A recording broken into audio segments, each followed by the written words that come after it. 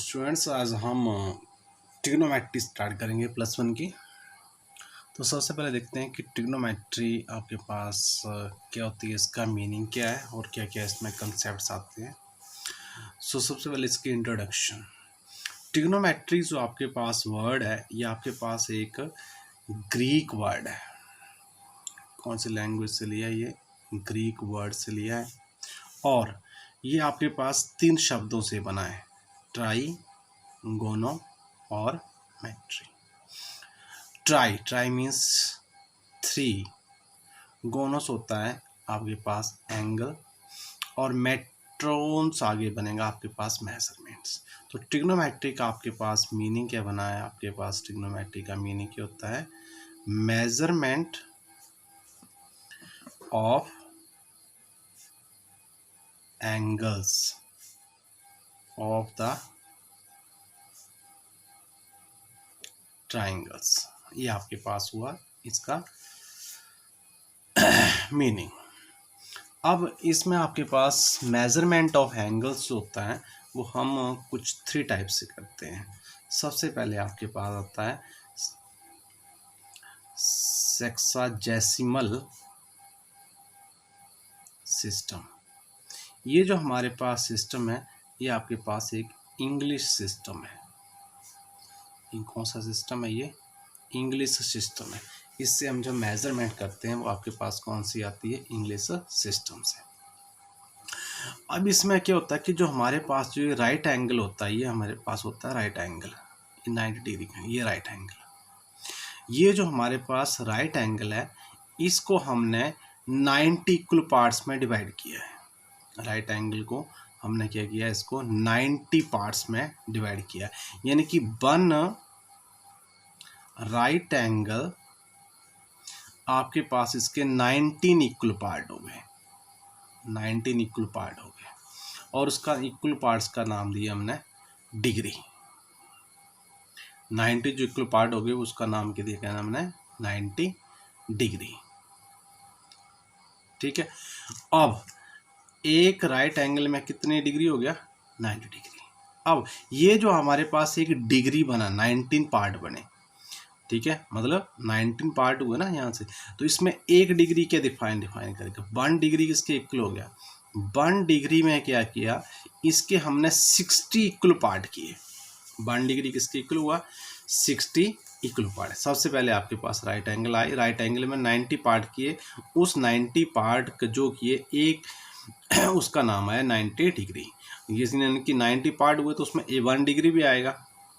90 part हुए तो उसमें जो 1 डिग्री है वो 1 डिग्री किसके इक्वल हुआ? उसमें 60 इक्वल पार्ट किए। उसके कितने पार्ट किए?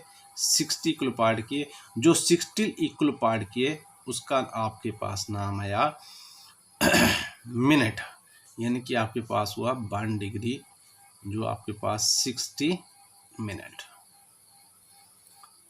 और 60 मिनट्स को हम डिनोट करते हैं 60 ऐसे। अब ये जो आपके पास 60 मिनट हुए, इसमें 1 मिनट किसके इक्वल हुआ? उसमें क्या किया कि ये जो आपके पास 1 डिग्री के 60 मिनट हुए, 1 मिनट के फिर आगे 60 पार्ट किए। 1 मिनट के आगे फिर क्या किए? 1 मिनट को आगे फिर किस में डिवाइड किया? सब डिवाइड किया किसके? 60 इक्वल पार्ट्स में डिवाइड किया, और जो 60 इक्वल पार्ट्स में डिवाइड किया उसका नाम रखा इसने सेकेंड, यानी कि 1 मिनट किसके इक्वल हो गया? फिर 60 सेकेंड। तो ये हुआ आपके पास कौन सा मेथड हुआ है? Sexagesimal system.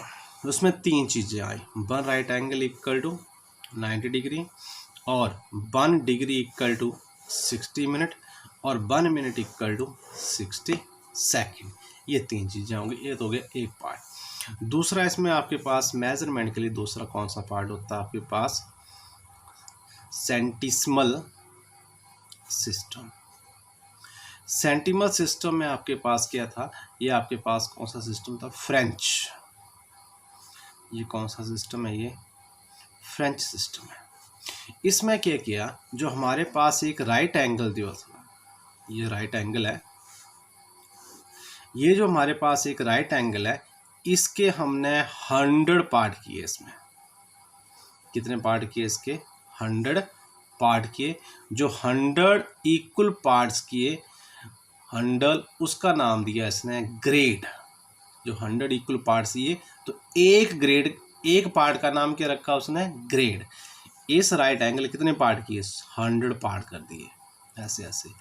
जो 100 पार्ट किए तो उसमें एक पार्ट का नाम क्या रखा उसने? ग्रेड। क्या नाम दिया इसको? ग्रेड। तो यहाँ पे आप लिखेंगे जी। ठीक है। अब जो ग्रेड बना तो 1 ग्रेड, आगे जो आपने 1 ग्रेड किया तो 1 ग्रेड के फिर उसने 100 पार्ट किए। अगेन 1 ग्रेड को डिवाइड किया 100 इक्वल पार्ट्स में, और एक पार्ट का नाम रखा मिनट, यानी कि 1 ग्रेड जो आपके पास किसके इक्वल आया? फिर 100 मिनट। ठीक है। तो आपने क्या किया? एक राइट एंगल आ गई है, राइट एंगल के 100 पार्ट कर दिए, और एक पार्ट का नाम आ गया ग्रेड। एक पार्ट का नाम आ गया ग्रेड। ग्रेड, ठीक है, ग्रेड के फिर 100 पार्ट कर दिए। तो 100 पार्ट किए तो एक जो पार्ट बना उसका क्या नाम रखा उसने? मिनट। मिनट के फिर 100 पार्ट कर दिए, सब डिवाइड कर दिया आगे, और उस का जो नाम रखा, एक पार्ट का नाम रखा, वो बन गया सेकंड। तो आपके पास 1 मिनट किसके इक्वल आ गया? 100 सेकंड। ये आपने डबल डैश लगा दिया। तो ये तो हो गया दूसरा सिस्टम मेजरमेंट का। ठीक है। अब तीसरा सिस्टम हमारे पास मेजरमेंट क्या है? Circular system. तीसरा कौन सा सिस्टम आता है? Circular system. सर्कुलर सिस्टम में हमारे पास जो एंगल की मेजरमेंट है, एंगल की जो मेजरमेंट है वो आपके पास आती है रेडियंस में। किस में आती है? रेडियंस में। अब आपके पास ये रेडियंस क्या होता है और किसके इक्वल होता है वो हम देखेंगे। तो रेडियंस क्या आपके पास? Radians radian is an angle. Radian is an angle. कौन सा एंगल है? At the centre of a circle by an arc whose length of arc, whose length is equal to radius of circle, whose length is equal to the radius of the circle and is denoted by 1, यहाँ पे एक C भी लिख सकते हैं या फिर 1 radiance, इससे डिनोट करते हैं। ठीक है। हम क्या करते हैं, जब हम एंगल के साथ कोई यूनिट नहीं लिखते हैं तो उसका अंडरस्टूड मीनिंग होगा कि वो किसमें मेजरमेंट हो रही है? इसकी रेडियंस में। एन एंगल पाई, जैसे हम ले लिया एन एंगल पाई, तो एंगल पाई का मीन्स है आपके पास आएगा पाई रेडियंस। ठीक, कोई एंगल आपके पास पाई है तो पाई का अंडरस्टूड मीनिंग होगा रेडियंस। अगर सिंपल पाई भी बोलेंगे तो भी इसका मीनिंग क्या होगा? पाई रेडियंस। ठीक है।